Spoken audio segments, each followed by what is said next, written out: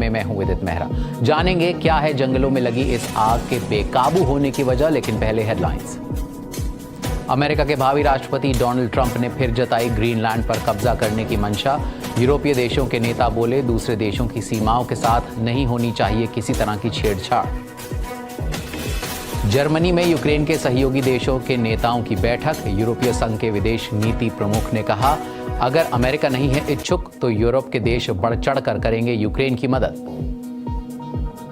चीन में बीते साल इलेक्ट्रिक व्हीकल्स ने तोड़े बिक्री के रिकॉर्ड। कारों की कुल सेल की करीब आधी थी इलेक्ट्रिक और हाइब्रिड। ग्रीन सब्सिडी और कार कंपनियों की होड़ से बढ़ी बिक्री।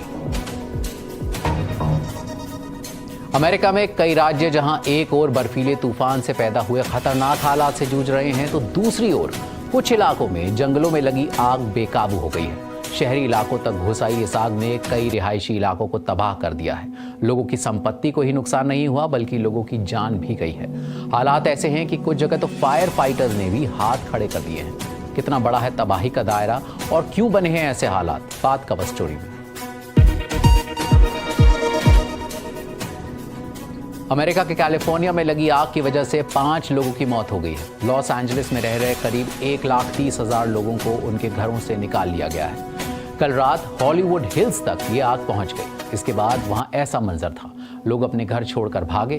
तेज हवाओं, सूखे और पानी में प्रेशर कम होने की वजह से आग पर काबू पाना बेहद मुश्किल हो गया है। हालात को देखते हुए राष्ट्रपति जो बाइडेन ने अपना इटली का दौरा रद्द कर दिया है और अब उनका पूरा फोकस आग बुझाने के लिए उठाए जा रहे कदमों पर रहेगा। देखिए बीबीसी संवाददाता हेलेना हम्फ्री की ये रिपोर्ट। यहाँ जहाँ आप खड़े हैं ठीक इसी जगह पर ये मेरा लिविंग रूम था और मुझे लगता है अब बस चिमनी रह गई है और कुछ नहीं। तबाही का खौफनाक मंजर। आग के रास्ते में जो कोई भी आया वो जल गया और ना ही इसमें पैसिफिक पैलिसेड्स के आलिशान घर बचे और ना ही पहाड़ी इलाका। यहाँ रहे लोगों ने अपने पड़ोसी भी खो दिए। मैं यकीन के साथ कह सकता हूँ कि लोगों ने अपना सब कुछ गंवा दिया है। ये काफी दर्दनाक है। मुझे नहीं लगता कि लॉस एंजलिस में ऐसा पहले कभी हुआ होगा।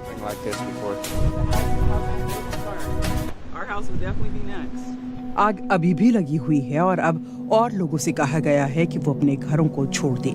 क्या साथ ले जाएं और क्या छोड़ें, लोगों के दिल में इसका दर्द साफ झलक रहा है।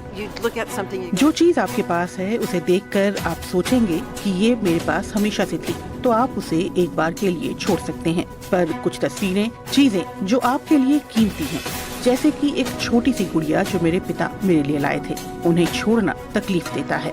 दक्षिण कैलिफोर्निया में जंगलों में आग लगती रहती है, पर इस तरह की नहीं। जनवरी में बारिश होनी थी पर जमीन सूखी पड़ी है। पैलिसेड्स जहां मंगलवार को आग शुरू हुई, वो लॉस एंजलिस के इतिहास की सबसे तबाही मचाने वाली आग बन गई। तूफानी हवाओं ने लपटों को फैला दिया। कुछ लोग अपने घरों को बचाने के लिए जी जान से कोशिश कर रहे थे। मैं जानता हूँ ये काफी बेतुका लग सकता है, लेकिन अगर मैं अपने घर की एक लकड़ी भी बचा पाऊँ तो मैं इसके लिए हर जोखिम उठाने के लिए तैयार हूँ। पैसिफिक पैलिसेड का मुख्य इलाका लगभग खत्म हो गया है। यहाँ सेलिब्रिटीज जैसे टॉम हैंक्स, बेन अफ्लेक और रीस विदरस्पून का घर भी है, पर अब सब वीरान है। अमेरिकी उपराष्ट्रपति कमला हैरिस का घर भी प्रभावित हुआ है। यहाँ रह रहे लोग अब किसके लिए वापस आएंगे ये कोई नहीं जानता। सब ठीक हो जाएगा, मैं हिम्मत वाला हूँ। हालांकि मैं 91 साल का हूँ, लेकिन मैं फिर से शुरू करूँगा। पानी की सप्लाई कम है, बिजली की सप्लाई पर भी असर पड़ा है और करीब 15 लाख लोग प्रभावित हुए हैं। हम ऊपर गए और हमें विश्वास नहीं हुआ। मेरे पास शब्द नहीं है। मैं आपको बता भी नहीं सकती कि वहाँ क्या हो रहा है। मैं बहुत भारी महसूस कर रही हूँ, पर यह कहना चाहूंगी कि आर्थिक मदद के साथ साथ राहत कर्मी यहाँ मौजूद हैं और हम अपनी लड़ाई जारी रखेंगे। पर मदद के वादे डर को खत्म नहीं कर सकते। वैज्ञानिकों ने चेतावनी दी है कि इस इलाके के जंगलों में लगी आग का दायरा अब बढ़ रहा है। अब ये बेकाबू से हो गई है और इसके लिए जिम्मेदार है जलवायु परिवर्तन। यहाँ के बाशिंदे दूर नजर आ रही रोशनी को देख रहे हैं और सोच रहे हैं कि आने वाले घंटों में क्या होगा। बीबीसी संवाददाता हेलेना हम्फ्री की report. Pacific Palisades Los Angeles का वो इलाका है जहां कई हस्तियों के मकान हैं। यहाँ और आसपास रहने वाले लोगों को अगले नोटिस तक पीने और खाना पकाने के लिए सिर्फ उबला हुआ या बोतल बंद पानी इस्तेमाल करने की हिदायत दी गई है। अग्निशमन विभाग के चीफ का कहना है कि आग को फैलने से रोकने के लिए पूरी कोशिश की जा रही है, लेकिन कोई असर नहीं हो रहा। ये आग इस दोपहर 10,600 एकड़ में फैल चुकी है और ये अब भी बढ़ती जा रही है। हम लोग इसे बिल्कुल नहीं रोक पाए हैं। 750 से ज्यादा अग्निशमन कर्मी कोशिशों में जुटे हैं और एरिजोना समेत दूसरे स्टेट से सहायता ली जा रही है ताकि इस आग को काबू किया जा सके। कई लोग अब भी घर छोड़ने को तैयार नहीं हैं, जैसे कि पैसाडेना के रहने वाले टाइलर ब्रिजेस। अधिकारियों ने बुधवार शाम को ही उन्हें अपना घर छोड़ने की चेतावनी दी थी, पर इसके बावजूद वो अपनी मंगेतर के साथ घर में ही रुके हुए हैं। उन्होंने बीबीसी को अपना अनुभव बताया। ये किसी बुरे सपने जैसा है, जैसे कि विनाश हो गया हो। ये ताकतवर हवाओं के साथ शुरू हुआ। यहाँ सेंटेना हवाएं आती हैं जो बेहद आम है, पर ये हवाएं उससे कहीं ज्यादा खराब हैं। 130 किलोमीटर प्रति घंटे की रफ्तार से हवाएं चल रही थीं। पहले वो काफी डरावनी लगी क्योंकि उन्होंने टहनियों को उखाड़ फेंका और वो गाड़ियों और घरों के सामने लगी बाड़ पर गिरने लगी। फिर आग शुरू हो गई और इतनी तेज हवाओं की वजह से आग पर काबू पाना नामुमकिन था। सब कुछ बहुत तेजी से हुआ, मानो राख की बारिश हो रही हो। आप बाहर जाते तो राख आपकी आंखों, चेहरे और मुंह में घुस जाती। आप खांसते और सांस लेना मुश्किल हो जाता। सबसे खराब चीज, आग जितने आपके करीब आती उतना अंधेरा बढ़ जाता है, बिल्कुल गहरा काला। तो बीती रात पैसाडेना में रहने वालों के लिए काफी डरावनी थी। लॉस एंजलिस में पहले भी आग लगती रही है, लेकिन एक्सपर्ट्स कह रहे हैं कि इस बार तूफानी हवाओं की रफ्तार 130 से 160 किलोमीटर प्रति घंटे तक है। ये ना सिर्फ आग को और भड़का रही है, बल्कि उसे बुझाने की हर कोशिश को नाकाम कर रही है। लेकिन मौसम में इतना बदलाव आया कैसे, बता रहे हैं बीबीसी के क्लाइमेट एडिटर जस्टिन रॉलेट। ये तस्वीरें दिखाती हैं कि कैलिफोर्निया के कई इलाकों को निगलने वाली आग कितनी डरावनी है। वैसे तो यहाँ साल भर जंगलों में आग भड़कने का खतरा रहता है, लेकिन इस बार गर्मी के सारे रिकॉर्ड टूट गए हैं।